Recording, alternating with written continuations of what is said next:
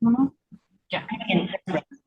Bueno, entonces aquí estamos con el, voy a poner la camarita así para que vean ustedes pues a los profes que están en este momento, por allá, a los profes, a todos. Aquí estamos viendo también nuestras pantallas. Les quiero presentar al profesor Dani Alexander Incapié. El profesor es licenciado en matemáticas, también tiene estudios en matemáticas de la Universidad de Antioquia, tiene una maestría en ciencia, tecnología y sociedad y es desarrollador de videojuegos. Tuvo una altísima experiencia no solamente acá en Colombia, sino en Alemania. Se ha dedicado a lo que implica la didáctica de las ciencias, las diferentes formas de entender la didáctica de las ciencias y actualmente es el coordinador del área de educación del Museo, Centro de Ciencias, Museo de Ciencias Naturales de la SACHI, compañero mío de trabajo. Profe, muchísimas gracias. Es una memoria porque ahorita van a estar dando una muy buenas tardes para todos, para todas. Bueno, para las personas que están conectadas, igual pueden ir viendo la presentación. Pues aquí no hay una imagen muy visible, pero creo que se alcanza a ver un poquitico. Entonces, un rápido como resumen de lo que vamos a tratar en una hora y media, porque una hora y media es un espacio muy corto de tiempo para abordar un tema tan amplio. Lo que pretendo, mi propósito es por lo menos motivar una problematización sobre el asunto de las representaciones. Quiero que esa palabra nos quede muy clara. Son las representaciones semióticas, en este caso digitales. Vamos a hablar qué es eso, que tienen que ver con los fenómenos astronómicos. Yo no soy un experto en el tema, pero a partir de representaciones uno sí puede aportar muchísimo a cualquier área STEAM.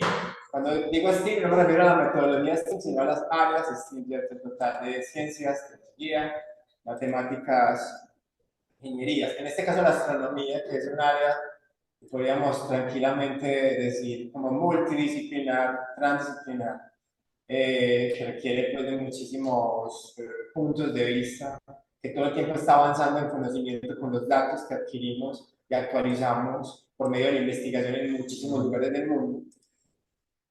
Entonces se nos presenta un reto. La astronomía como un área dentro de esa ciencia está sujeta a la interpretación de representaciones.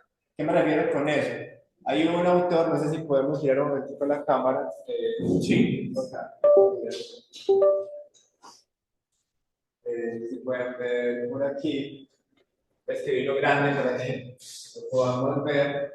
Se llama, es una teoría de la didáctica que se llama teoría de representaciones. Vamos a ver por qué es tan importante como primero entender por qué debemos problematizar desde ahí.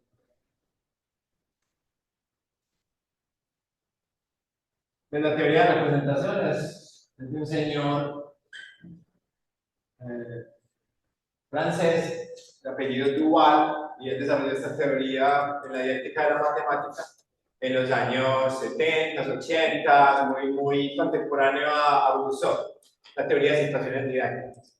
Pero ¿por qué esta teoría es tan importante? Porque Duval abordó un tema súper importante y es el asunto de cómo entendemos o cómo aprendemos cosas que son abstractas o intuitivas a partir de representaciones. Por ejemplo, una cosa es que alguien dibuje el número 2, ¿cierto? Entonces, para Duval, pues eso no tendría, se tiene un sentido indoeuropeo. En otros lugares del mundo, este dibujo no simboliza esa cantidad discreta que llamamos 2. Eso es una representación. Llama eso una representación semiótica científica. Esta representación es cuando alguien escribe, por ejemplo, en español, 2, ¿cierto? O en alemán escribe zwei. Entonces, claro, y así en todos los idiomas. Cuando alguien, un idioma muy bonito, que es el tigrinya, escribe el 2. Cualquiera de todas estas representaciones son representaciones semióticas y lingüísticas. Estas son simbólicas, podríamos decir simbólicas semióticas.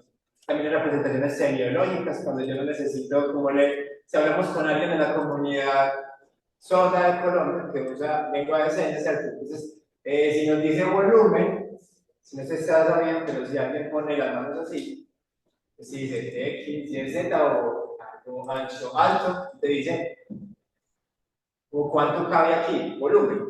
Entonces, las representaciones son representaciones que pueden ser semiológicas o semióticas. ¿Cuál es el problema con la actualidad? Cuando Uruguay presentó esto, pues no había un desarrollo. La educación no se había tecnificado a un nivel donde estamos sentados en una sala de cómputo. Las representaciones ya no solo son simbólico diversas o lingüísticas, inclusive llama las tabulares, dice que las representaciones tabulares es cuando representamos las cosas ciertas en X, Y, Z, y aquí vamos a colocar una cantidad de números, es decir, recogemos números, inclusive en W con 4 dimensiones. Esto es una dimensión simbólica, esto es una representación cuando usamos el lenguaje común. Si alguien tiene alguna pregunta, me dice, porque no se ve bien el tablero. Pero aquí estoy representando como representaciones semióticas que usamos en la ciencia. Numéricas, lingüísticas, tabulares. ¿Cómo llamaríamos a estas? Es que son ciertas, que son, se llaman figurales, figurativas, gráficas, funcionales, estas que son, ¿cierto? Algebraicas, y así, hay muchas representaciones que tenemos aquí, pero actualmente tenemos las representaciones semióticas digitalizadas. Esas representaciones semióticas son complejas, porque las podemos llenar de todo esto al mismo tiempo, y al mismo tiempo generar representaciones geométricas o topológicas, depende del área en la que estemos trabajando como docentes, desde niños de preescolar, como lo hizo ahorita la docente con ese taller hermoso que nos dio ahorita en la mañana, hasta los objetos interactivos que nos presentaba el profesor a primera hora de la mañana, ¿cierto? Los objetos interactivos son un tipo de representaciones semióticas. Entonces, que quede claro esa introducción, porque cuando hablo de representaciones, tenemos que problematizar aspectos como en los años 2000, al principio de los 2000, salían las representaciones, por ejemplo, de pozo gravitacional, ¿cierto? ¿Qué errores había en esas representaciones? Que tomamos el pozo gravitacional rígido, el pozo gravitacional elástico, pero no el relativista. El relativista era más difícil de representar, pero realmente es el que debería representarse. Ya entendieron la lógica. Por poner un ejemplo cliché, digamos trivial, que se discute mucho en la ciencia, de cómo representamos un pozo gravitacional o un lente gravitacional o X objeto o fenómeno que queramos representar o la distancia que hay en un campo de asteroides. Es cierto, N fenómenos. Esas representaciones van a ser visuales y van a estar al alcance de quienes tenemos la fortuna de tener un aparato de procesamiento visual bonito. Entonces, vamos a hablar por ahora, cerrando y, como diría Donna Haraway, situando el conocimiento. ¿Cuál es el problema con las representaciones? Y ahora vamos a la introducción. La historia de los videojuegos, digamos que aquí les voy a presentar una lista que comienza en el 84. El primer videojuego que usó representaciones astronómicas, piensen en eso, ¿cierto? O sea, es el primer videojuego. Es el primer videojuego que usó estas representaciones como tal. Es Elite, en 1984. Piensen ustedes el motor gráfico que había en el 84. ¿Cierto? Pues no se pueden imaginar un motor todavía, aunque, como van a ver, había ciertos niveles. Miren que, no sé si se alcanzan a ver ahí, pero los que están conectados pueden ver muy bien. Aquí no pueden ver que hay unas, ¿cierto? Ya tenían cierto nivel de gráficas. Entonces, o sea, lo que usaban es el plano proyectivo, 2D, para generarlo 3D. Y no podíamos esperar pues, que estuvieran usando ecuaciones de física matemática orientadas a la descripción, a la representación y a la modelación de fenómenos astronómicos. ¿No? Pero lo interesante es que se consideran uno de los primeros simuladores espaciales. Nada que ver con Gaia hoy en día, pero eso fue como el inicio. Yo aquí les voy a presentar una lista sesgada, porque yo soy amante de ese tipo de videojuegos de representaciones espaciales.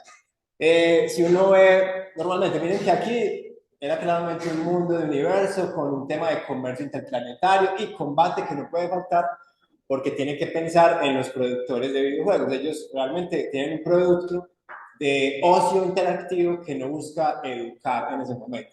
pero muchas veces damos a representaciones. Vamos a ver cómo llegamos de ahí a los objetos que hoy en día podemos crear con JavaScript, GeoGebra, Python o hasta Unity, los motores de videojuegos. Aparece otro nivel que es en el 93, ya hay más potencia gráfica, miren los gráficos que podrían ver ahí, son como una especie de cuerpos esferoides, planetoides, donde había una misión y era ir, digamos, a extraer unos recursos específicos, casi como representando sociotecnológicamente lo que hacemos aquí en los lugares. El problema, ahí empezamos a ver las primeras representaciones como de tamaño, digamos, de fondo, de las estrellas, de cómo las naves se mueven, de cómo se curva supuestamente el espacio-tiempo, intentando como representar digamos, esos conocimientos que ya están sistematizados hasta los 80 de la física. No hay internet. La física de los 80 pues está en los centros de especialización de los doctores que hacen doctorados en física, de los maestrandos o de los que trabajan con eso, o de los despachados que saben mucho. Resultan siendo más tesos que a veces que los que estudian en la universidad.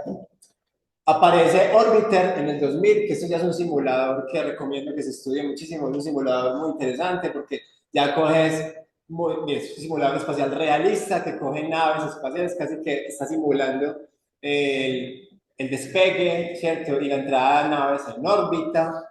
Digamos que temporalmente no se ubica tanto como a una representación futurista, posible futurista, ¿cierto? ¿No? Hay unas representaciones de ahí de que problematiza, solamente estoy introduciendo el tema, pues aparece Kerbal Space Program, que como pueden ver, miren que tiene, pues uno ya puede aquí lanzar misiones espaciales, uno puede lanzar cohetes y estudiar el asunto, porque es un juego, eso ya entra como entre Serious Game y juego, porque aquí ya se están estimulando representaciones que son mucho más realistas e ingenierías.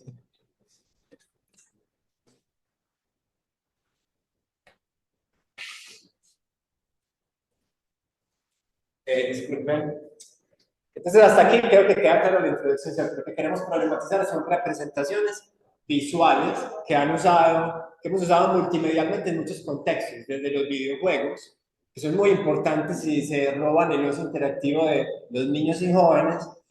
Aclaración, ya con estos simuladores, uno empieza a ver ya, digamos, una comunidad y un género de videojuego que es mucho más serio, que lo van a usar las personas de ciencia, ya no es tan famoso. Entonces ese videojuego pues ya empieza a generar, ¿no?, más preguntas interesantes. ¿Cómo modelaron esto? ¿Con qué datos lo modelaron? Con los datos de las misiones, accedieron, las empresas tuvieron algún tipo de trabajo con la NASA. Les recomiendo que investiguen eso solo para motivar, porque un solo videojuego de eso sería una conferencia y un taller solo para ver cómo hicieron una modelación. Eh, Llega Kerbal Space Program, que es un simulador pues, que ya permite diseñar, ¿cierto? Ya diseñar, 2011, esto ya tiene un motor de videojuegos mucho más avanzado. Estamos hablando cuando, recuerden que las tarjetas gráficas que usamos hoy en día, que son las GPU, porque después no sabemos lo que sigue, pero por ahora las GPU son más eficientes y eficaces para procesar matrices y paneles multidimensionales. Lo que digo que no son arreglos solamente de columnas y filas de vectores, sino que son arreglos multidimensionales de coordenadas dentro de las coordenadas. Entonces eso nos permite tener mucha más capacidad de cómputo gráfico, de representaciones. Pero lo extraño es que a medida que las representaciones, que la capacidad de cómputo ha aumentado, las representaciones, digamos, en videojuegos más famosos, se alejaban más de la realidad. Ya está el problema. No es lo mismo esos simuladores que hablar, por ejemplo, de Eve Online. No sé si han escuchado hablar de Eve Online. Es un videojuego muy famoso actualmente. O los que les voy a mostrar ahorita, que son, por ejemplo, Space X o estos juegos que ya son literalmente de guerras intergalácticas, que son los más usados. En el 2011 ya hay una capacidad gráfica de cómputo muy alta. Ya tenemos tarjetas NVIDIA y tenemos una competencia GeForce NVIDIA y otras empresas que pueden competir ofertándole a motores como Xbox, a plataformas de Nintendo y a plataformas online que comienzan a existir. No como las de hoy en día, que ya tienen una capacidad, ya puedo jugar online con la capacidad que jugaba hace 20 años. Y esas representaciones de las naves ya van a ser futuristas, son hipotéticas, ¿cierto? Vamos a llegar a representaciones que no sabemos cómo son.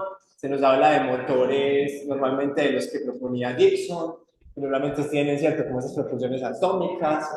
Y van a ver, ojo, representaciones lingüísticas. Quizá no podemos hablar de representaciones físico-matemáticas muy cercanas a la realidad, cosmológicas, pero sí un discurso donde hay ciertos problemas para los jugadores que tienen que pensar supuestamente desde el problema del vórtice, o el agujero de gusano, o el agujero negro, o problemas que hay con una luna o con un planeta que tiene determinadas características. Entonces, eso, pues, o sea, bueno, que no estoy hablando de ese juego en específico, pero sí de otros. Otro simulador, aclaración, estoy hablando de los simuladores y de los juegos comerciales que aquí les estoy mostrando, que son muchísimos y que la lista sería gigante.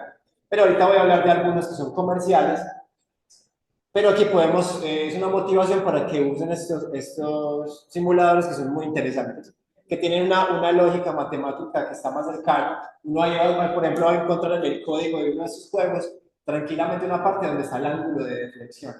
Entonces uno puede confiar que se está interpretando el ángulo de deflexión de la luz, cómo se deflecta la luz por el efecto gravitacional, de diferentes pozos gravitatorios.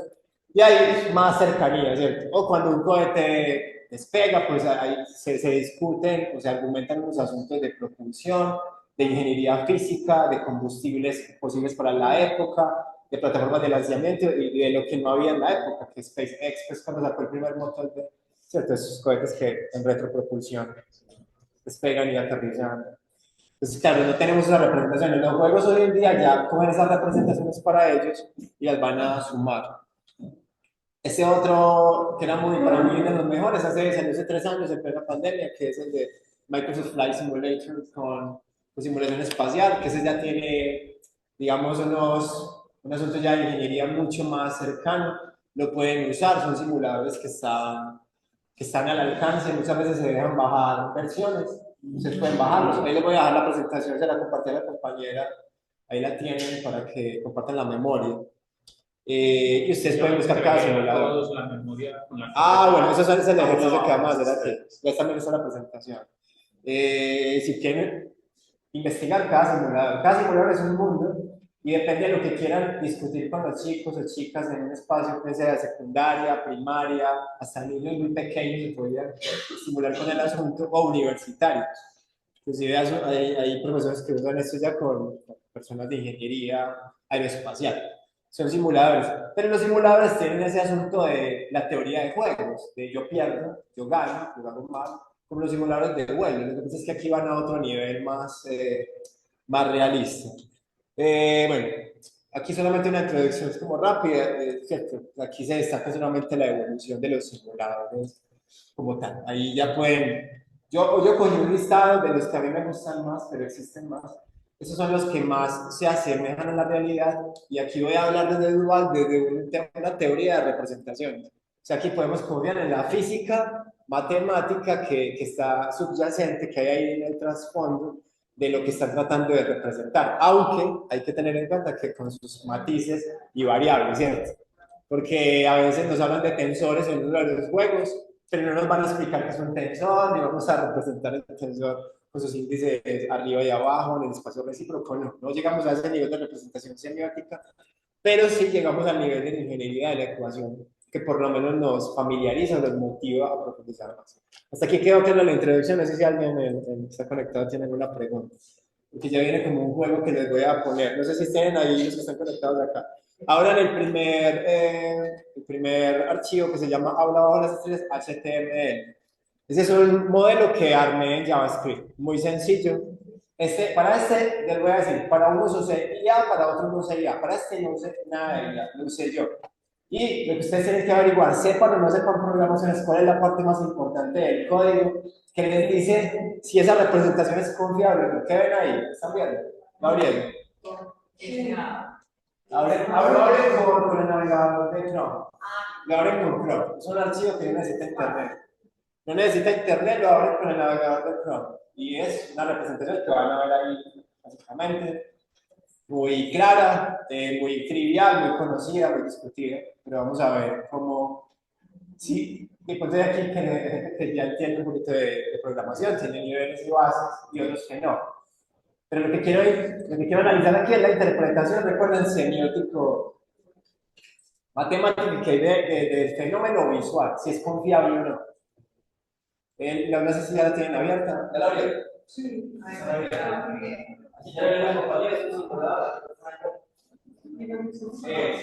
Listo, ya lo están abriendo ahí. Listo. Entonces, es el primer simulador. Ya después de la introducción, que quedó claro, una relación muy fuerte entre simuladores espaciales, de astrofísica y de ingeniería aeroespacial con los videojuegos y la astronomía, ¿cierto? Ahora vamos a hacer un ejercicio. Le van a dar clic derecho a esa aplicación porque estamos en un navegador X, le van a dar inspeccionar. ¿Inspeccionar para qué sirve eso? El inspeccionador tiene siempre esos niveles de trabajo. Sepa o no sepa de programación, yo puedo entender cuál es la función más importante de ahí, así que entender nada más y entonces sumar, restar, multiplicar y dividir. Estoy relacionado, por ejemplo, con una ecuación. ¿Qué están viendo ahí? ¿Qué me dicen? Listo, lenguaje. ¿Y el simulador es de qué? ¿Qué está simulando? Un lente gravitacional, pero ¿en cuántas dimensiones? Una, dos, tres, bastante. Vamos. Entonces, ¿qué crees? Ahí empieza el problema de la interpretación. Listo. Entonces vamos a ir a una parte del código que es el script. Ustedes saben, me dicen elements, van a abrir el script. En el script, ¿cierto? Van a ver una cantidad de código ahí. No, hay una que nos interesa muchísimo. Y es, van a ir al final del código del script y van a ver las últimas funciones. Vamos a ver quién me dice dónde está la fórmula de reflexión y la fórmula de pozo gravitacional. ¿Quién me dice dónde está? Ahora encontrar, es fácil, porque hay una señal de división, dice 4G y están las constantes que podemos conocer. ¿Dónde está? Ya vamos a entender el código desde adentro hacia afuera. Una forma de entender la representación. Y aquí, ahora es el script. Entonces, es que tiene unas flechitas, y vas a bajar hasta la parte de abajo del script. Hay una flechita C. Y van a buscar en la parte de abajo cuál es la función, porque la función no es importante, cuál es la función que representa realmente. Me van a decir si es correcta, no es correcta, que falla ahí. A ver, ¿por qué? Porque Internet está lleno de ese tipo de objetos interactivos. Aquí lo que vamos a hacer es un taller más de problematización. Vamos a problematizar. Esa interpretación es buena, ¿no? Porque cuando ustedes en IA en el futuro van a crear objetos muy rápidos, pero la IA va a tener problemas.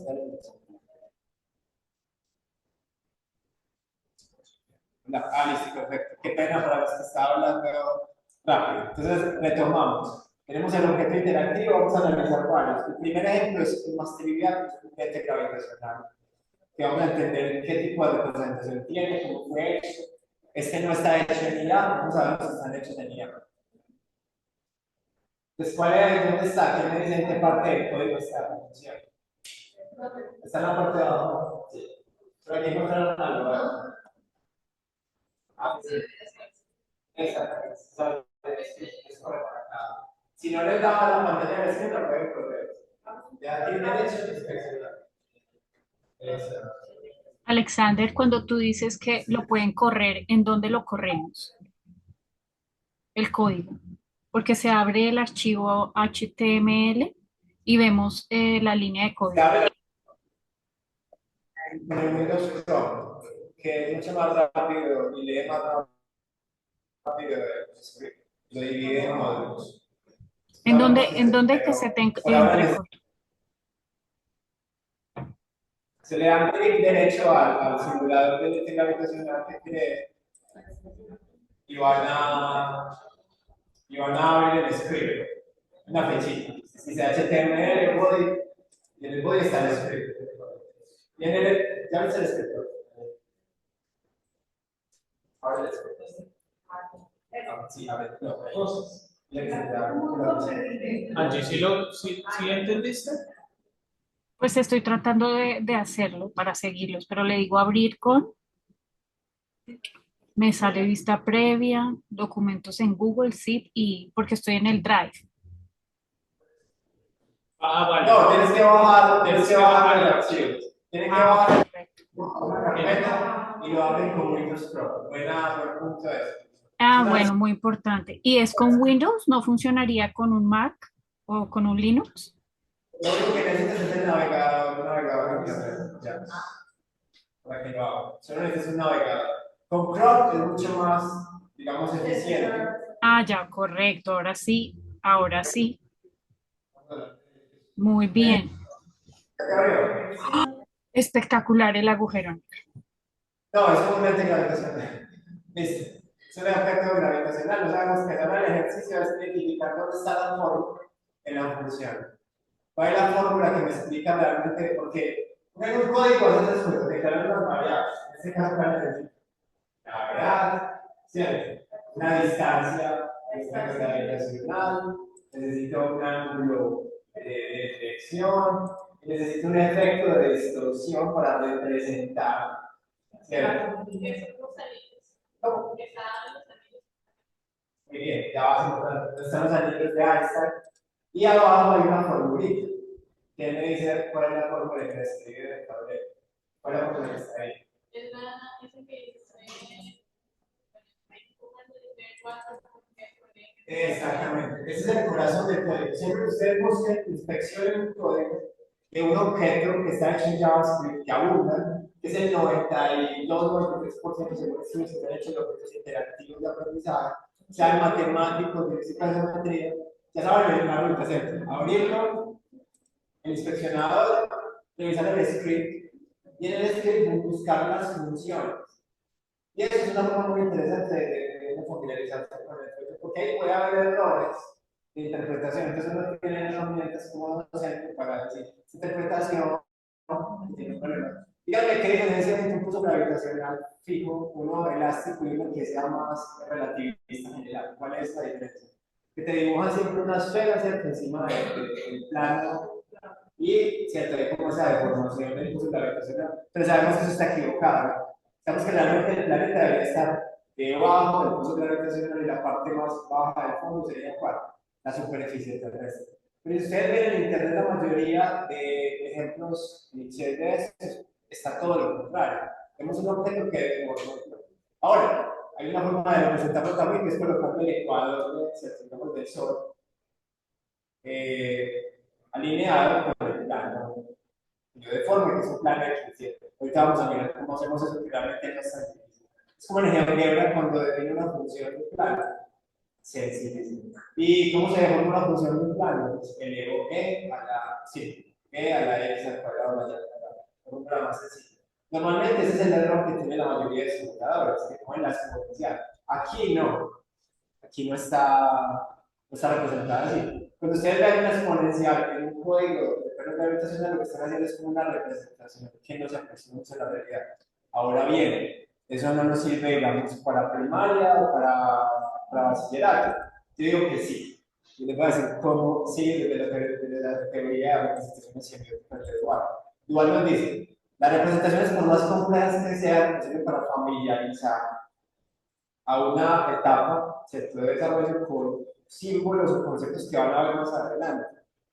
Entonces, la representación en lo posible debe ser lo más cercano al conocimiento que se tiene hasta el momento. Estoy aquí parafraseando a igual. O sea, la representación debe ser, porque en este caso no estamos hablando de matemáticas que son fáciles de probar, como el punto que pasa por dos líneas, ¿cierto? No, estamos hablando de astronomía.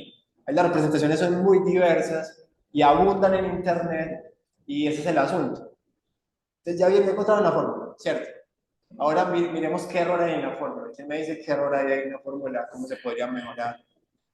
Una forma de mejorar ese error y probarlo es que ustedes bajan el código, es la forma de bajar, copiar todo el código y abren un programa, un entorno de desarrollo que se llama Visual Studio. Ustedes lo bajan. Visual Studio está por ahí en internet. Visual Studio lo bajan, es gratuito.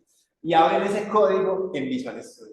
Y ahí pueden hacer cambios específicos. En los computadores, todos los que hay acá, los que estamos acá, tienen Visual Studio. Entonces ustedes van a volver a abrir el mismo script con Visual Studio. Simplemente le dicen clic derecho, abrir con Visual Studio. Y hay una aplicación que se llama Visual Studio, Microsoft Visual Studio 2022. Eso. Y ahí ya tienen más acceso al código y ustedes pueden hacer pruebas, volver a guardar y volver a ejecutar. En este momento entenderán que no tuvimos que entender de programación para encontrar, ¿cierto?, la parte más importante de esa representación. Porque sin esa parte no se movería ese objeto ustedes no podrían mover los parámetros que tienen arriba a la derecha y no podrían jugar con esos parámetros o no podrían explicar algo, digamos, un poquito más sencillo. ¿Por qué? Porque ese es el código, la parte, el corazón del código. Ahora, si quieren aprender programación, es una forma muy divertida de hacerlo porque van a entender que simplemente es definir unas variables y a partir de las variables crear unas funciones, igual que hacemos toda la vida en matemáticas. Lo que pasa es que ahí uno dice G es igual a, G va a ser un número entre, ¿cierto? Esto y esto. ¿Por qué la gravedad es ahí? No es como 9 punto algo decimal. Pues porque estamos en un espacio gravitacional indefinido que no sabemos cuál es, no sabemos qué tipo de gravedad tiene el cuerpo, no sabemos qué. Entonces ahí habría que jugar un poco con los parámetros. Pero esta primera parte quedó clara, ¿cierto? Como mi objetivo es como entender cuál es la parte de un código, un script en JavaScript, que es la que mueve todo el código. El resto, usted se lo puede pedir a una IA. Se le puede decir, quiero hacer un juego que represente, no sé, cómo la onda Cassini envió una señal de radio hasta la Tierra y para representar que realmente había un pozo gravitacional. Se puede jugar o simplemente enseñarle a un niño de 3 años qué significa un pozo gravitacional. Algo más sencillo, jugando con una sábana y luego problematizando todo el asunto. El asunto es entender por lo menos cómo funciona la parte matemática del código y dónde está la representación, ¿cierto? La más abstracta del código, lo que nos debe interesar. Y digo se debe, pues no lo pongo como imposición, sino nos debería interesar a los docentes para entender si realmente hay una lógica. Uno va y compara la información y mira que no. Porque en el fondo sabemos que la astronomía, pues a unos niveles avanzados va a necesitar de abstracciones, lógico, más bien digamos físico-matemáticas, que aquí no son solo matemáticas. Bueno, hasta aquí hay alguna pregunta. Vamos a abrir el segundo modelado, y vamos a hacer el ejercicio autónomo. El segundo archivo, cerramos ese y abrimos el segundo archivo. ¿Es el espacio-tiempo HTML? Exacto, en ese orden en que están ahí. Es como una versión mal hecha que hizo una IA. Sí.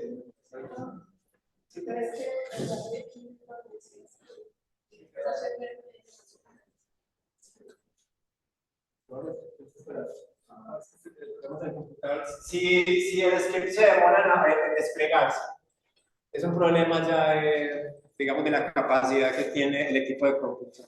Y eso es 99% seguro que es por ahí. Porque el script debería desplegarse, ¿cierto? Como lo pudieron ver. Entonces, miren, cuando uno le pide a una IA, yo me sentía ahí, yo le pedía a una IA, no digo la marca específica, que digamos que es la más confiable, ojo. Ahí estoy usando supuestamente Alpha Geometry y Alpha Proof, que son dos proyectos que tiene ahora OpenAI para supuestamente tener más confiabilidad matemática.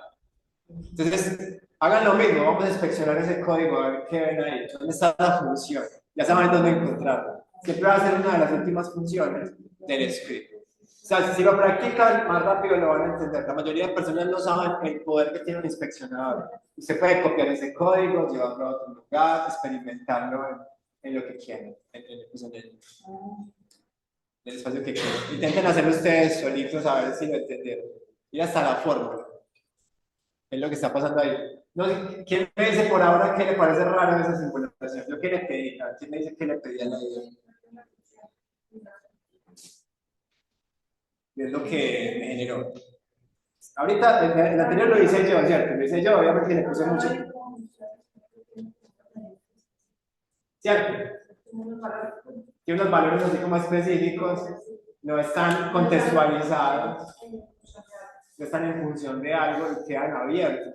Y la pregunta es muy clara, aquí lo ensayé más o menos con 10 prompts diferentes.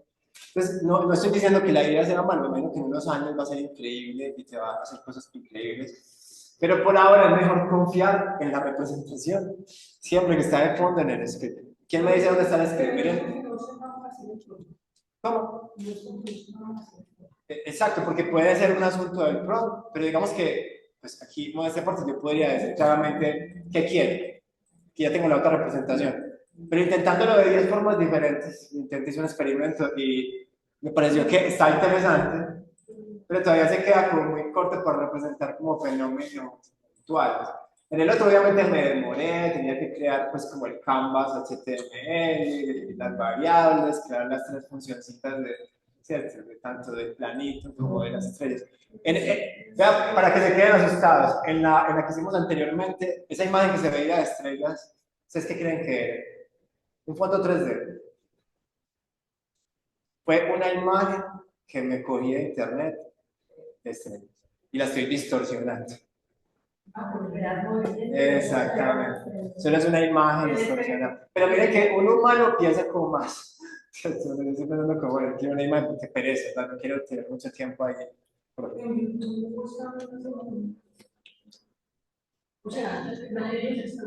Los que están conectados están haciendo lo mismo, no sabemos, quizás sí, no tengo comunicación. Pero seguro que sí, porque tienen los archivos y los pueden estar inspeccionando. La idea es aprender, primera tarea de hoy, un taller de inspeccionar objetos interactivos en Internet. Como vamos a ver ahorita, si nos da tiempo, también aplica hasta cuando estamos o sabemos, ¿quién sabe aquí de Unity? ¿Quién tiene Unity? Unity es un motor de videojuegos, ¿quién trabaja? ¿O alguien en Internet ha trabajado con Unity? Si me dicen, por favor, que es un motor de videojuegos. ¿Qué significa motor? Motor es un programa complejo que no solo me permite editar a través de clic y funciones, sino que yo puedo programar dentro del motor. Yo tengo también un modo de programado, entonces puedo ¿cierto? Tener ambos modos mixtos y aparte de eso puedo tener alcances complejos sobre la definición de objetos, definición de clases nuevas. ¿Qué es una clase? Una clase es un paquete de funciones. Lo que ustedes vieron ahorita. Para usted no tenerse que poner a hacer cada vez la misma función del espacio-tiempo, de que usted crea una clase. Pero después en otro taller, ya algo de programación lo podemos hacer.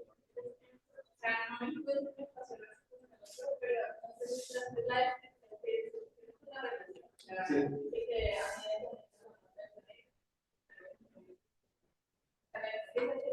Esa sería como esa sería la explicación que me da la IA como que le pedí, ¿cierto?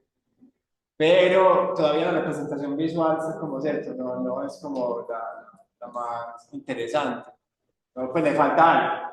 ¿Por qué? Porque hay una ecuación ahí, la van a ver, que todavía tiene un parámetro, que es un parámetro que tomó de otro código que encontró, de miles de códigos que estudió de representaciones visuales. Ese es el problema, porque las IA se alimentan así, pues se alimentan de miles de modelos. Los otros modelos, como en el caso del ejemplo que les daba del pozo gravitacional, que te lo muestran así, y no te explican que es que el fondo del piso gravitacional es como una persona que está para un objeto que está en la superficie de un planeta, de un asteroide. Ese es el pozo. Y la idea de salir, ¿cierto? Salir con un cohete es salir del pozo gravitacional, ¿cierto? Entonces, por cada punto en una esfera, planeta, habría muchos pozos gravitacionales. Pero esa abstracción es, claro, suena complicada, ¿no? Porque no la pintan con la sábana que se deforma, que sí es bonito. Pero, entonces, ¿qué hace la IA? La IA copió de otro script, de un script, copió la copia. Entonces, ahí hay que ser muy cuidadosos para entender cuando estamos usando objetos interactivos para un ejemplo que se acomodan a la realidad. Hasta aquí queda claro como la problematización, ¿cierto? Entonces, repito, hasta aquí estamos problematizando representaciones semióticas que se usan para representar fenómenos o objetos astronómicos o aeroespaciales, como lo vemos ahorita, pero representados en diferentes contextos. El contexto de los videojuegos que tienen mucha plata para hacer simuladores, al contexto de objetos interactivos que podemos encontrar en Internet. Si no me gusta programar, yo sí los invitaría a que por lo menos se enamoraran del cuento, porque si hoy saben cómo inspeccionar un código matemáticamente, de pronto programando ya le van a quitar el miedo a modificar lo que quieran de ahí y, coger y hacer sus propias representaciones de cualquier fenómeno que encuentren. ¿Y por qué planeé el taller así? Porque pues yo siento que, creo que estoy de acuerdo con el profesor de la mañana, recuérdame el nombre del profesor, con el profesor Agustín, que definitivamente los objetos interactivos de aprendizaje tienen un gran potencial, o sea, son representaciones semióticas visuales, digitales, y el mundo de aquí en adelante va a ser exactamente eso, con gafas 3D y todo lo que tengamos, pero los responsables de traducir, como la teoría de la traducción didáctica, somos nosotros. Entonces, por lo menos inspeccionar si esas representaciones son adecuadas o no. Estos días fui con una sobrina por allí a un centro comercial donde tiene unas gafas 3D. Me preocupé porque el juego que habían contratado con una empresa bogotana, era pues muy interesante, no voy a decir el nombre, pero me preocupó la representación que tenía, porque había supuestamente que subirse a una nave y despegar, y cuando ya hay miles de simuladores, que son, ¿cierto? Como lo vemos ahorita, mucho más confiables. Entonces deberíamos poner mucha atención en, venga, pero o sea, no nos confiemos de lo visual solo porque se ve espectacular, como en el lente gravitacional, se ve muy bacano y todo, pero puede haber errores ahí. Solamente revisar la fórmula, solamente es escribir, 4 veces la gravedad por la distancia, el objeto por... Y en la fórmula que tenemos por, ¿cómo se llamaba el amigo de Einstein, que murió en la guerra? Se dice la métrica de Scherzer. Esa métrica es Schwarzschild.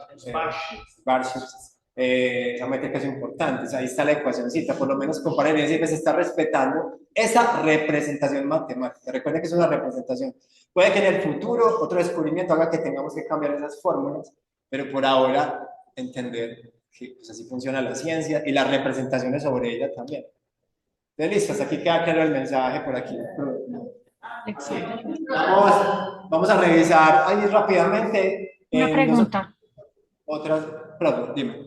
Te iba a preguntar, ¿hay alguna pista que tú nos puedas dar si uno le hace la inspección porque todo se puede inspeccionar? ¿Hay alguna línea de código que tenga un prefijo o algo que diga que como alerta eso no se toca porque, o si no uno lo arruina? Porque creo que ese es el problema. El inspeccionador directamente del código no tiene problema con eso. Cuando ya lo abres en Visual Studio, como bien lo explicó Andrés ahorita, ahí sí tienes poder sobre el código. Entonces le va a decir, ¿quieres guardar el código?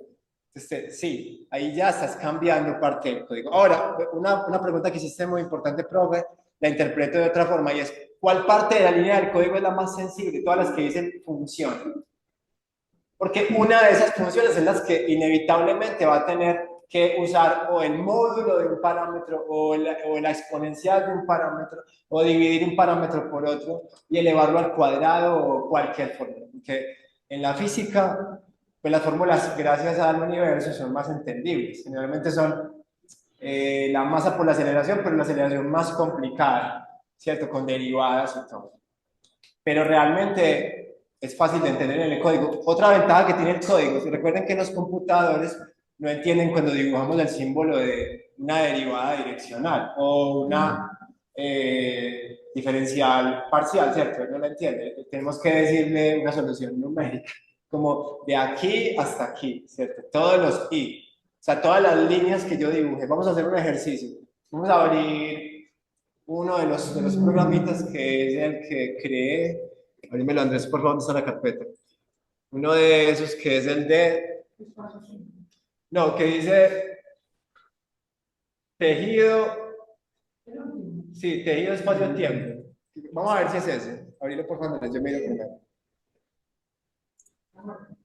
Eso. Mira que ese es el típico lente. Uno que me hace la IA. Ahí vemos el error, ¿cierto? Que ahí lo vemos claramente. Pues que no es la representación, o sea, sí se puede usar para problematizar y compararla con la otra, pero no.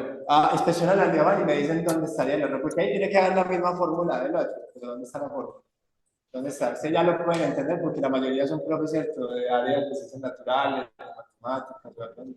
No hay que hacer mucho esfuerzo para entender ahí el script, recuerden, abren el script. La profe tiene que entrar a poner los scripts porque está en el computador, no bien. Ya veo.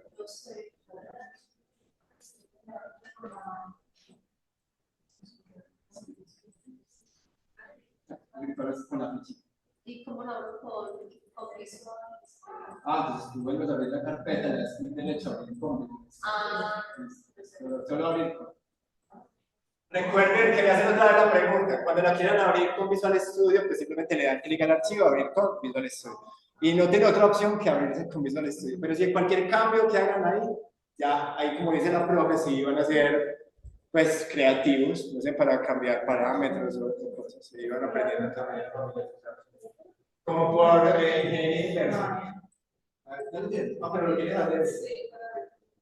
Bueno, también lo pueden abrir ahí. Entonces, no sé si ven el inspeccionador y me tú no tenías, sí, pueden mirar cuál sería digamos, el problema. Pues que a la esfera, ¿cierto? Ese esferoide ahí que se creó, es como un rayo que la IA nombra con la variable de planeta, ¿cierto? Entonces que le dice así. Ahora miren que hay una nave, muevan el teclado con las flechitas, a ver qué es lo que pasa ahí. Eso se lo hice yo. O sea, yo ya le hice la navecita. Listo, la nave. Hay una nave, muevan el teclado, vuelvan a abrir el código si quieren y muevan el teclado y van a ver que hay algo que se mueve. Es como una especie de flechita que se mueve en el inspeccionador. ¿No les da? Hay una flechita.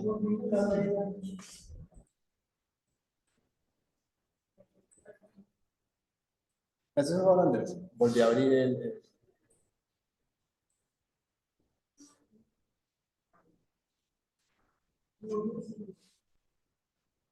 Ah, ok, no, qué pena. Este no era el que actualicé, sí. Pero bueno, ahí lo que había hecho, y ahorita lo muestro, es una especie de actualización simplemente del sistema. Lo que yo lo modifiqué. ¿Quieren aquí? Pues yo estoy compartiendo pantalla. No, No sé. ahí puedes compartir. Yo les comparto un momento. Que es el mismo Ahí estás simulador. Es el mismo simulador. Y es este específicamente el B6, que es el... Entonces miren que aquí hay como una especie de navecita, no sé si la pueden ver que se está moviendo. Sí. Y yo puedo jugar, ¿cierto? Yo puedo jugar como con la deformación. Esa es la diferencia. Se acabó, se la apagó. Game over, perdí.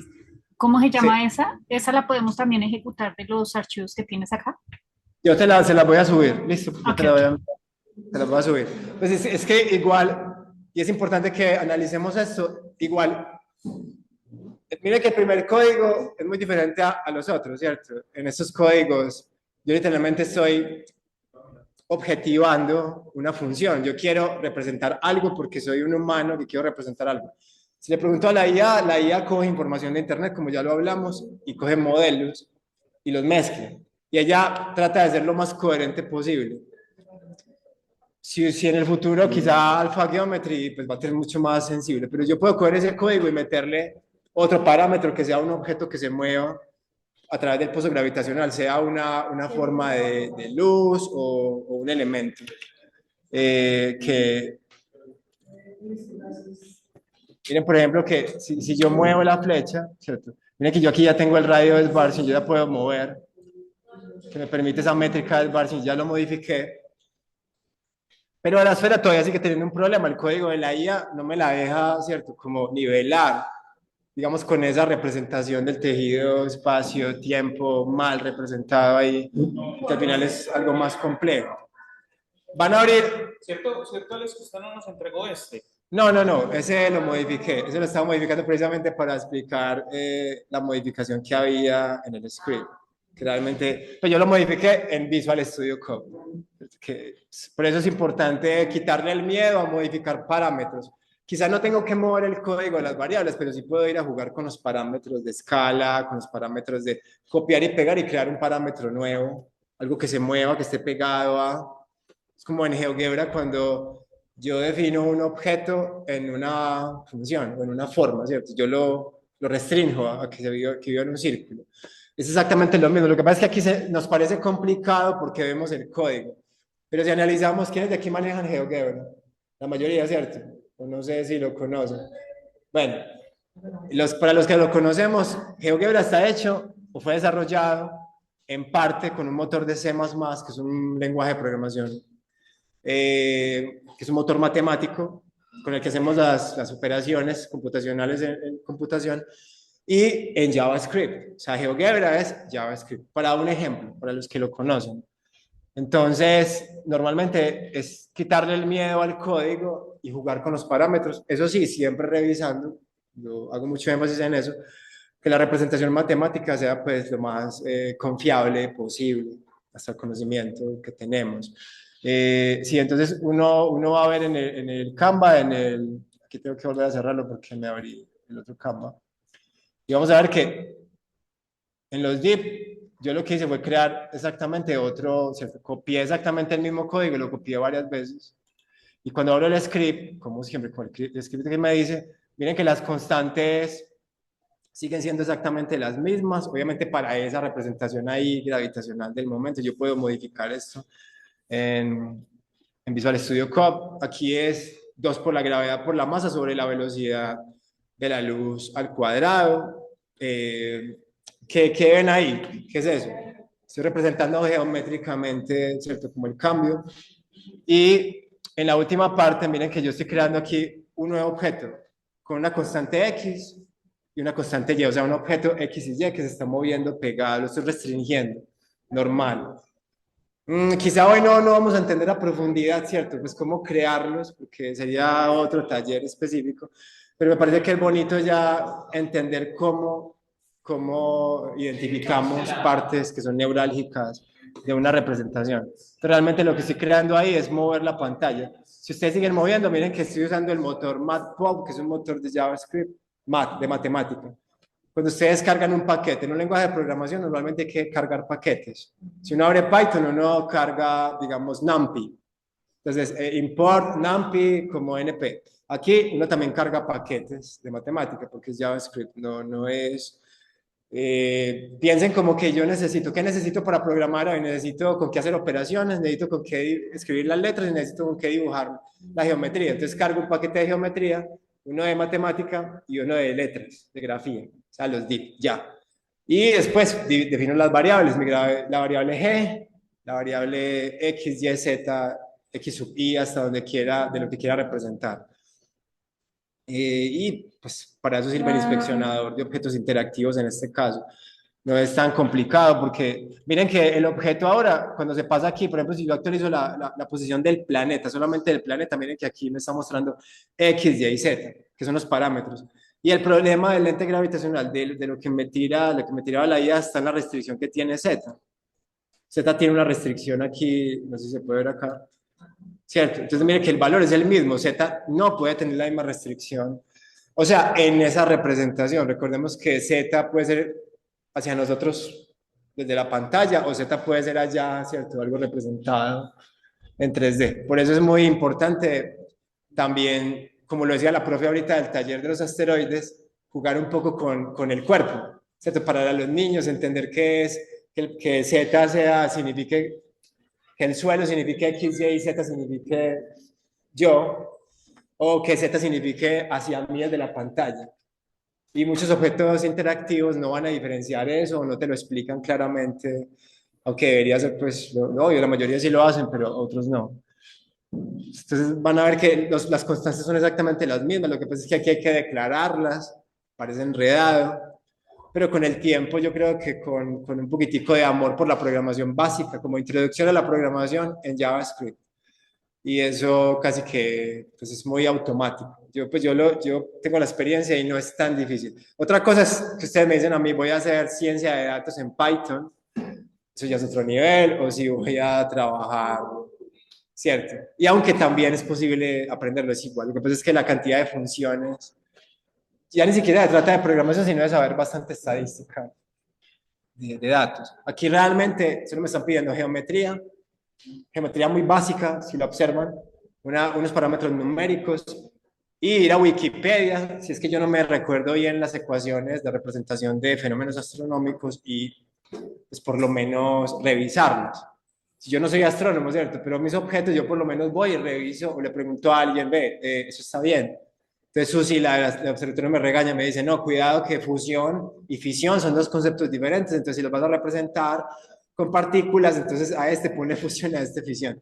Entonces solo es como simplemente ser creativos, averiguar, preguntar bien y jugar a que la representación sea lo más confiable posible. Miren que en la carpeta, que también pueden encontrar este otro objeto, que es el de 3D espacio-tiempo. Miren que en este tenemos los ejes, este lo hice yo, obviamente se ve mucho más claro. Este lo hice yo, me ayudó un amigo que se llama Edison Toro, que él es diseñador de videojuegos. Miren que aquí ya podemos entender un poquitico más, ¿cierto? El asunto no sé si lo pueden ver ahí. En la carpeta se llama simulador 3D espacio-tiempo, ustedes lo tienen ahí para que lo abran. Simulador 3D espacio-tiempo, abajo de la presentación, que los hice ahorita me los corrigió un amigo que tenía un error ahí porque la matemática estaba bien, pero hay un problema ahí con la representación. Mire que aquí ya podemos confiar más en, mire que solamente hay tres parámetros, X, Y y Z, pero uno puede ver bien que hay unas deformaciones que son un poquito más confiables y pueden dar una representación de lo que le estaría pasando, ¿cierto? A todos los posibles espacios que se quieren representar. Sí, sí. Si le das clic a donde está, por ejemplo, los parámetros, ahí sí le das el inspeccionador. Cuando, ojo, qué buena pregunta. Exacto. Exactamente, qué buen punto. A veces los scripts tienen divs. ¿Qué es un div? Son como capas. Estoy resumiéndolo vulgarmente, pero son como capas que yo pongo como la capa, la capa. Y muchas veces en el código la capa queda atrás, ¿listo?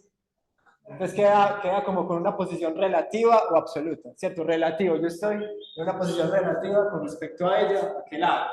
Depende de donde me mire. Si Andrés se para allá, yo estaría a la derecha de ella, ¿sí? Pero a la izquierda de Andrés. Posición relativa, posición absoluta con respecto a la capa.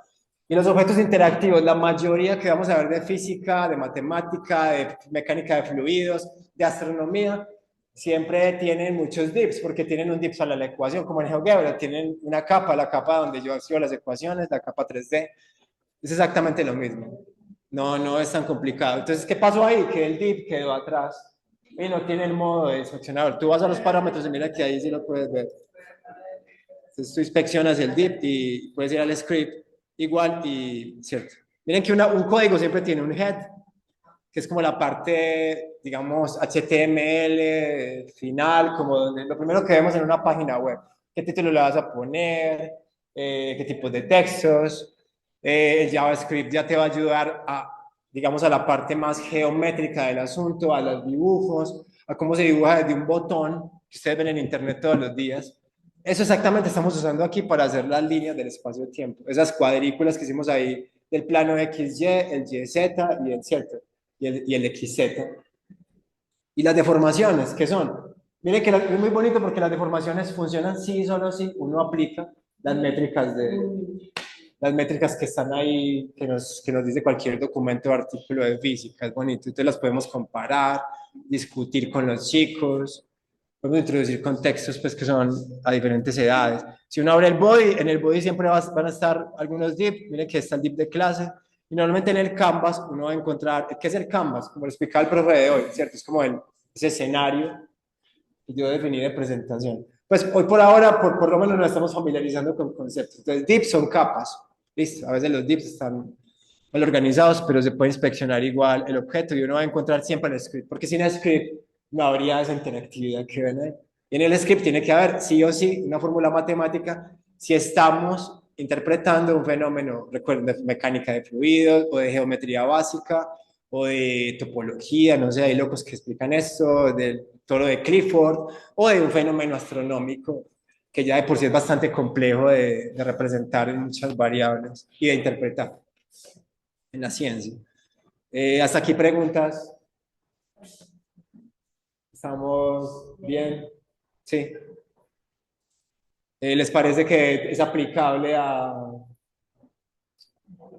como en objetos, cómo lo aplicarían ustedes con los estudiantes?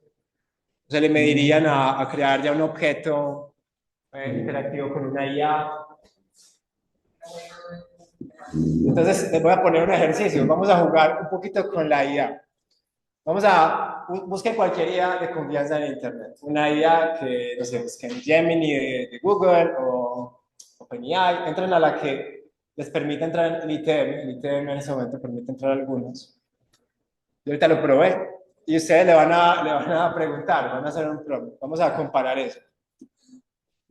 E intenten explicar un fenómeno puntual que quieran representar en este caso. Busquen un fenómeno específico.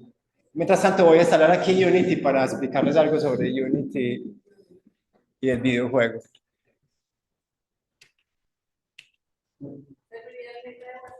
¿Cómo? También puedes usar el meta de WhatsApp. También pueden usar el meta de WhatsApp y les pueden preguntar, bueno, no sé, a su gusto. Primero experimenten ustedes porque si no yo los voy a inducir en prompts, entonces no, no sé. La idea es silenciar. Ustedes quieren representar un fenómeno astronómico. Cualquier número tiene que decirlo, mire, es para esta edad, ¿cierto? Es para esta edad. O sea, por ahora sabemos que va a haber un margen de error en el tema de la interpretación que nos hagan. Pero intente ser lo más específicos posible. Yo estoy trabajando con niños de primaria. Yo trabajo con estudiantes de 10º y 11 bachillerato, noveno, octavo. Yo trabajo con estudiantes de primer semestre de física o astronomía. Yo trabajo con... Entonces,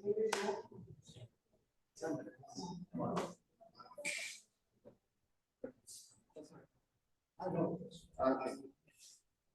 O sea, hagan el ejercicio de elegir. Primero díganle, yo necesito explicar ese fenómeno, X a este grupo de niños y necesito un código en JavaScript que se pueda ejecutar en el navegador que me permita explicar esto. Pero elijan ustedes el fenómeno y traten de ser lo más específicos posibles y darle los datos, porque ¿cuál es el problema de la IA? La IA tiene referentes. Si no le dices, básate en el artículo tal, en la ecuación tal, ¿cierto? Sería una restricción muy puntual. Ella tiene que respetar eso. Tú vas a evaluar hasta dónde lo respeta o no. Usa la fórmula de movimiento parabólico newtoniana para representar.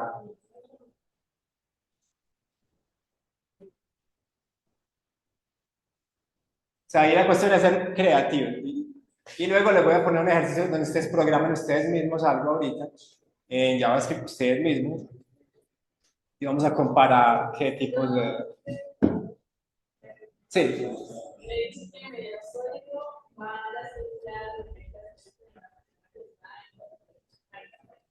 Entonces, ¿cómo es?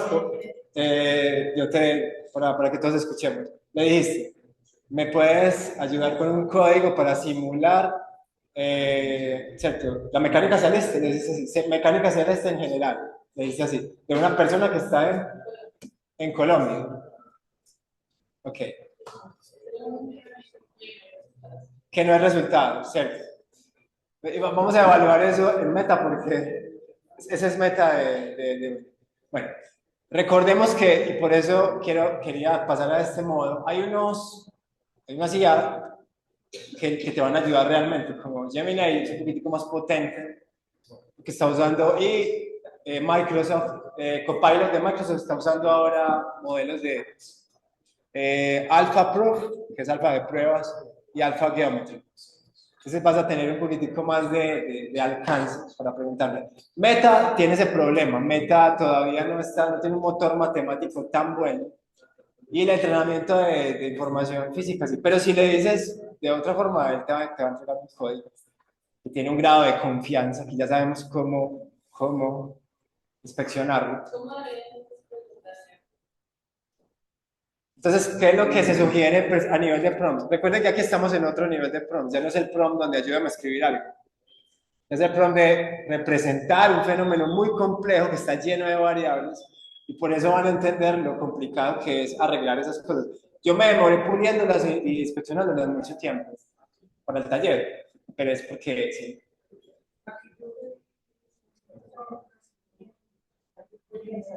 Otra vez.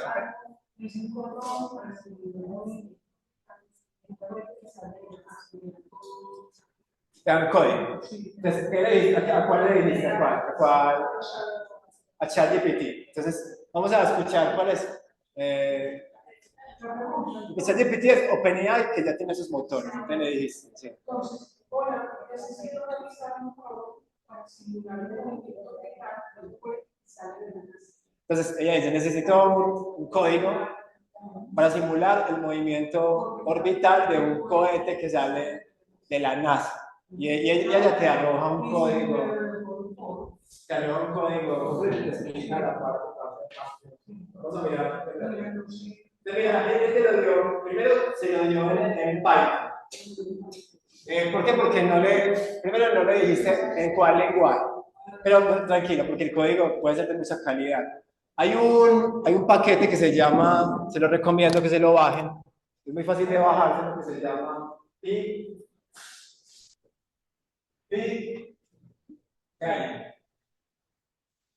O sea, P-Y-gain, P-gain, ¿cierto? P-gain. Pues, pero no se lo tienen que bajar ahora. P-gain es un entorno de desarrollo para juegos.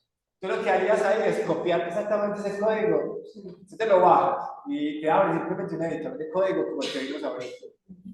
Copias el código ahí y lo ejecutas. Y vas a observar a ver qué tipo de representación te genera, vas a inspeccionar, recuerda la parte matemática, porque sí o sí tiene que darte. Porque le estás pidiendo que defina cierto movimiento, cierto de despegue, cierto de salir del pulso gravitacional, pues me corrigen los del observatorio, el pulso gravitatorio, y yo tengo que escapar de ese pulso, pues salir al espacio. Sí o sí te tiene que dar fórmulas.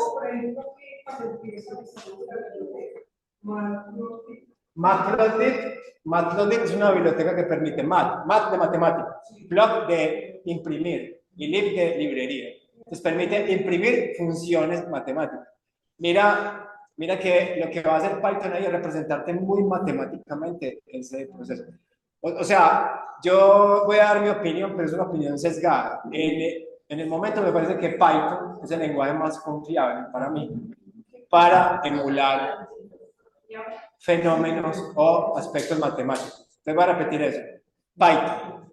Pygame. Pygame es el paquetico que tú bajas, instalas Python en tu computador y puedes inspeccionar y testear el código que te arroja También lo puedes inspeccionar en Google Colab. ¿Quiénes conocen Google Colab? Ahora en un momento Google. Y le van a dar Google Colab o colaboratorio. Y ahí van a encontrar que Google Colab te permite abrir archivos de Python, de código. El problema es que Google Colab no te va a imprimir en pantalla el juego, el cohetico saliendo con la navecita, ¿cierto? La trayectoria parabólica. Sí. No escuela, sino colaboración. Como el laboratorio y colaboración. Google Colab, yo lo escribo aquí. Google Colab. Colab, sí. De Google. Colab.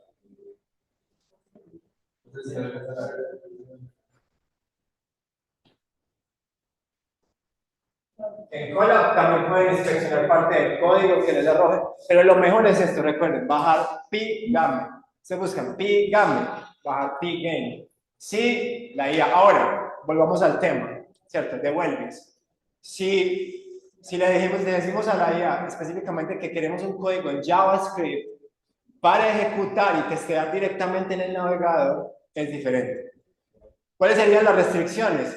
No muchas, porque el motor matemático de Python es casi el mismo de JavaScript, como le explicaba el profe hoy en la mañana, es el mismo. O sea, el motor matemático significa los lenguajes de programación son simplemente como resúmenes de órdenes para crear programas. Eso es un resumen de órdenes, un paquete que alguien se creó, ¿cierto? Con una sintaxis como decir, hola, ¿cómo estás? ¿Te puedes parar? Por favor, esté paro. Como hablando de lenguaje humano, pero aquí ya le digo silla, igual, objeto, le digo las coordenadas, persona, igual, persona. Persona, aumenta la coordenada en y así hacia mí. O sea, yo tengo que decir, ser más específico porque hoy en día no tienes que hacer tan específico en la matemática porque ya los lenguajes tienen, digamos, esas funciones de movimiento, entonces no tienes que jugar con ellos. Esa es una ventaja y al mismo tiempo un riesgo que hay actual, porque todo el mundo va a tener acceso a crear representaciones de esos fenómenos, y ahí es donde tenemos que ser muy cuidadosos para decir, bacano, alguien se creó muchas, pero se las creó con base en qué. Pues ahí ya que se las creó con base en qué modelos, como ya lo vimos al principio de la charla. Eso es lo que tenemos que inspeccionar bien en el script matemático. Recuerden, script, pero el script de la función matemática, solo esa nos interesa. Sí. Sí.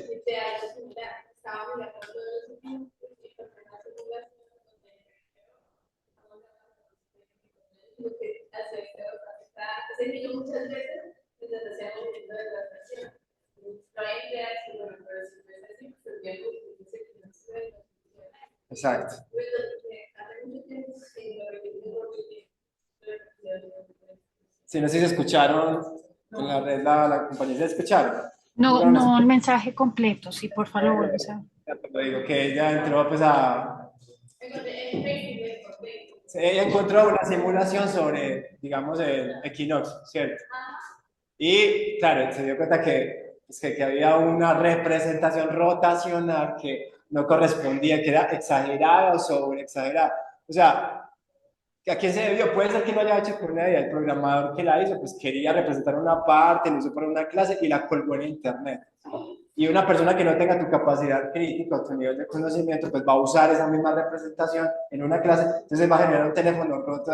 Y ahí es donde, por eso, entonces inspeccionar ese código y escribirle o mejorarlo y sugerirle o crear otro. Y eso es lo que tenemos que hacer como docentes o facilitadores de representación. Duval dice, los profesores de ciencias o áreas que son lógico-matemáticas somos simplemente intérpretes de representación. Y por eso es importante corregirlos.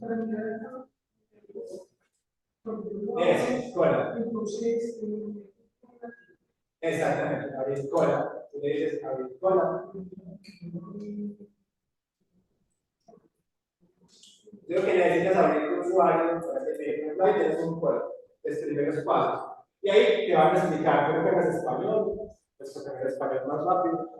¿Y qué es Colab? Una pregunta pues aquí que sale. Colab es un ambiente de programación, como decir Visual Studio, como decir JavaScript, inclusive la consola de Google también es un ambiente de programación. Muchas veces muchos virus no los... por ahí.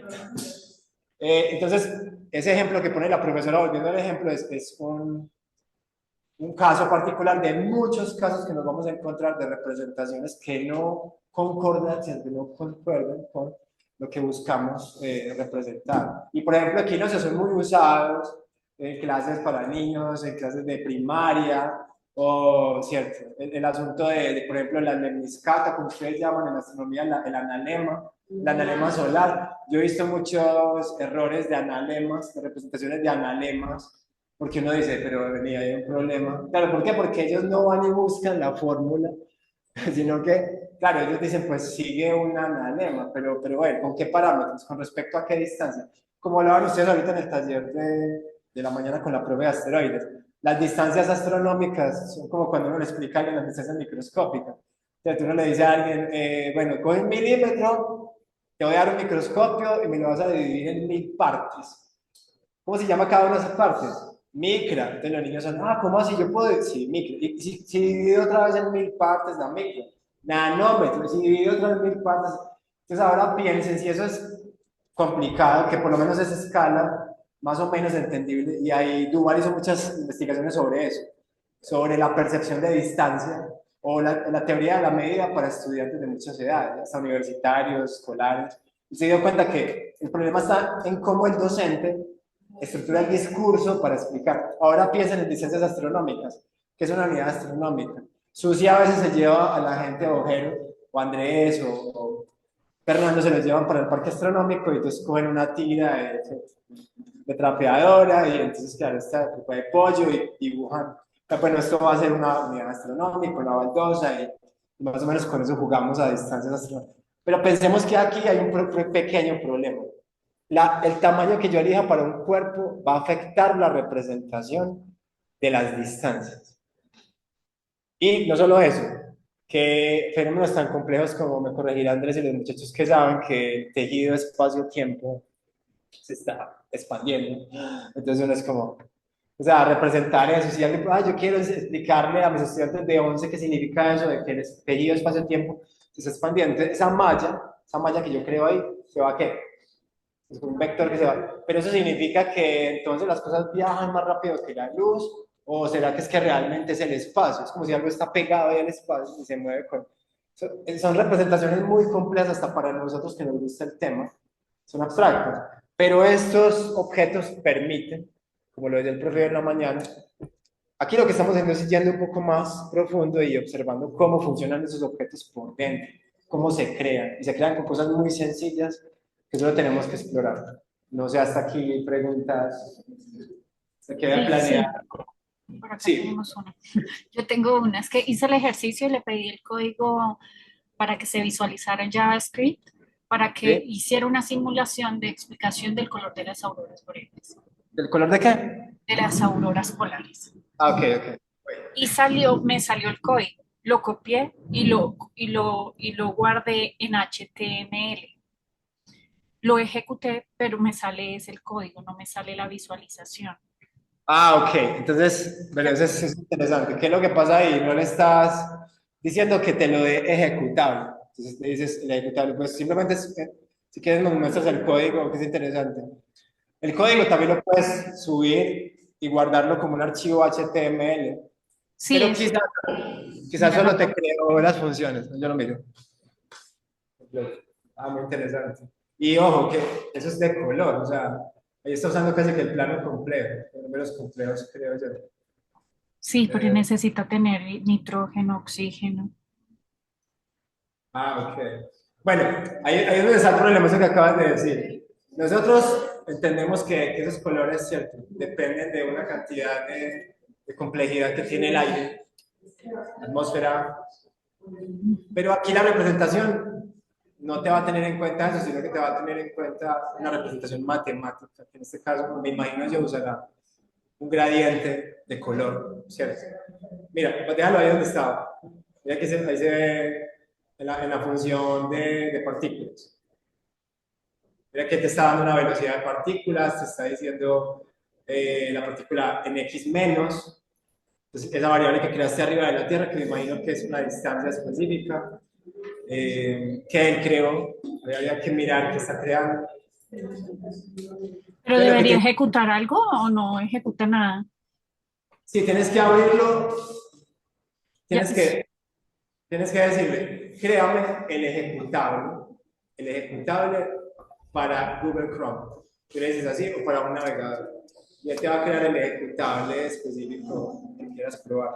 Que también lo puedes pues, crear tú mismo, no es tan complicado.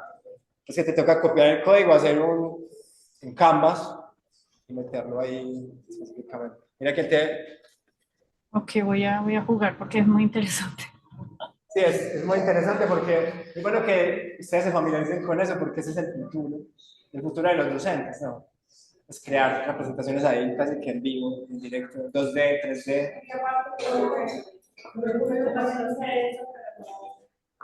Cuando tú le dices, te saca arriba un código que tú pegas arriba de tu código, se llama un ejecutable. Ejecutable.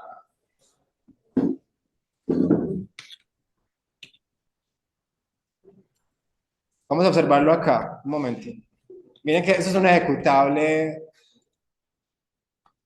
Miren que lo que a ella le salió, si usted ve aquí arriba donde dice, vamos a separar todo esto, ¿cierto? Vamos a volver a cerrarlo. Recuerden que hay un head, un body y un HTML.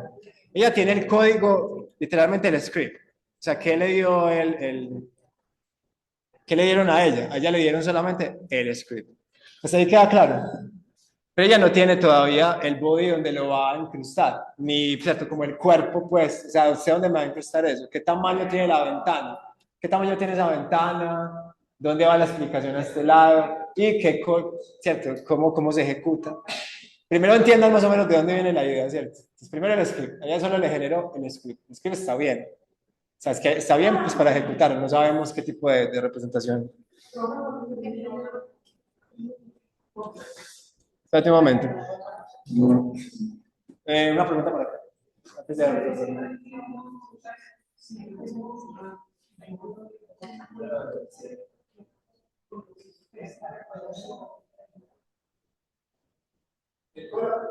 Tienes que crear un archivo de todos. El archivo te dice, tienes que crear un archivo nuevo. Pero para que te crear un archivo nuevo, no sé, crear un archivo específico, sí, crear un archivo ejecutable. Te dice insertar código o insertar texto. Sí, insertar sección y te sale la lo que hacen en Colab. No sé si alguien aquí usa Colab para nadie ha usado Colab en internet. Pues volviendo a la pregunta que me hacían en internet, recuerden que, o sea, lo que le arroja la IA a uno es el script. Uno tiene que incluir ese script dentro de un head y un cuerpo como tal del objeto. Entonces, tú ya sabes, le dices, pero dame por favor el head y el body completo para poder que el archivo sea ejecutable. Inclusive te va a decir, sigue este paso, entonces guárdalo así, créalo así y ejecútalo de esa forma. Con el prompt, ensaya con el prompt. Que la idea es que ustedes lo hagan. Yo podría copiar y pegar exactamente ese código aquí y ejecutar el otro script. Si ustedes cogen ese script y lo pegan reemplazando el script de uno de estos archivos, también les funciona, porque es el mismo. Ya me hago entender, ¿cierto? Solo crear, como incrustar. Recuerden que programar es como incrustar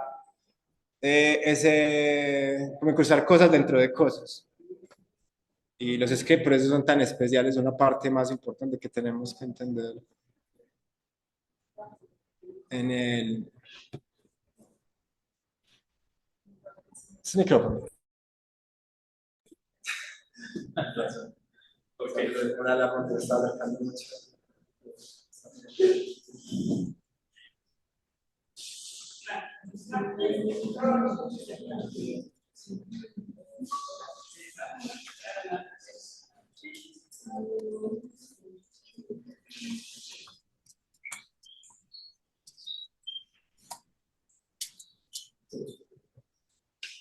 Bueno, por aquí me están diciendo que se me acabó el tiempo, pero a ver, me gustaría, si quieren, me los voy a invitar a que me pueden escribir a educacionmuseo@itm.edu.co. Educacionmuseo@itm. Y hacemos un taller específico, si quieren, de ejecutables. Los ejecutables en sí son un taller específico, es como cuando estás aprendiendo programación. Cómo crear ejecutables y cómo crear esos ejecutables con IA o yo mismo. O sea, simplemente es copiar y pegar eso que hay aquí arriba, porque la mayoría de heads son, digamos, incrustables, o sea, son la misma o el mismo marco. Es como crear un marco lo que escribo dentro. Si quieres, Alex, lo que podemos hacer es que a través de la base de datos que tenemos de las personas que están acá conectadas, creamos un enlace para un taller, entonces el próximo mes o en el mes de octubre. Puede ser, si les interesa, un código de programación de ejecutables. Yo les voy a mandar un manual, si quieren voy a colocar un manual en el chat para que lo tengamos aquí, yo se los pongo. Yo lo pongo como documentos.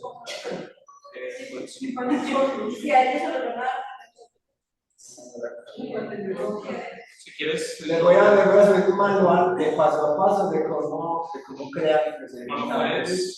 No me lo puedes mandar a mí o se lo puedes mandar a y ya nosotros que vamos a hacer una compilación de todo. Al correo y el manual que hay en la memoria es un manual de.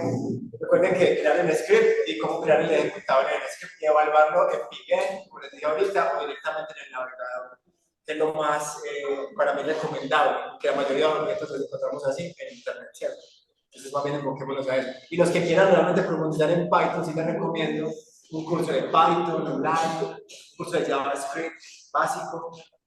No tiene que ser avanzado, con el básico tienen, porque ustedes ya son profes de áreas donde entienden la lógica matemática subyacente. Usted le rinde mucho más la programación. La programación es una cosa muy sencilla para quien viene de un área lógico-matemática. Y ojo, no caigan en el fenómeno IA, solo IA. O sea, también a través de ustedes a programar y corregir los códigos. Es una invitación que tengo para ustedes, que no inspeccionar bien esas representaciones semióticas, matemáticas detrás de los fenómenos astronómicos. Sí, que vaya, se nos acabó el tiempo. Yo les voy a enviar el manual entonces. Pues total. Sí, nos podríamos extender mucho más, la verdad, pero de todas formas aquí ya llevamos hora y media hablando del tema. Todavía tenemos otras ponencias. Recuerden que todavía nos falta una ponencia de la profesora, primero del profesor Mauricio Chacón, sobre astronomía para personas ciegas. y después una ponencia de la profesora Angélica Riaño, que es sobre enseñanza y aprendizaje de la astronomía, una experiencia desde los procesos dialécticos para promover la argumentación en estudiantes de educación media. Entonces, creo que podemos darnos un descanso, tenemos unos 30 minutos y nuevamente a las 4 estamos acá en el aula. Para los que están en el aula presencialmente, aquí trajimos un tintico y la romántica y bueno, ahí podemos estar un momentico. Los que están virtual, pues los invitamos a que hagan una pausa activa, estiren las manos, las piernas y nos estamos viendo entonces en 30 minutos. Súper, gracias. Al profesor Alexander, muchísimas gracias. Quienes estamos aquí presenciales, por favor, un aplauso. Y los digitales también, un aplauso digital. Voy a poner los aplausos. Ahí les estoy subiendo, no sé si al chat ya les estoy dando un manual de cómo crear los objetos de todo el espacio-tiempo. Es un manualcito como paso a paso. Recuerden que solamente es como el macro, como crear el body, el head, el body, y ahí incrustar el script y ya tener ejecutado. Excelente. Bueno, yo lo su youtuber de confianza se los explica, pero es muy sencillo. Entonces, en 30 minuticos nos estamos viendo nuevamente. Gracias.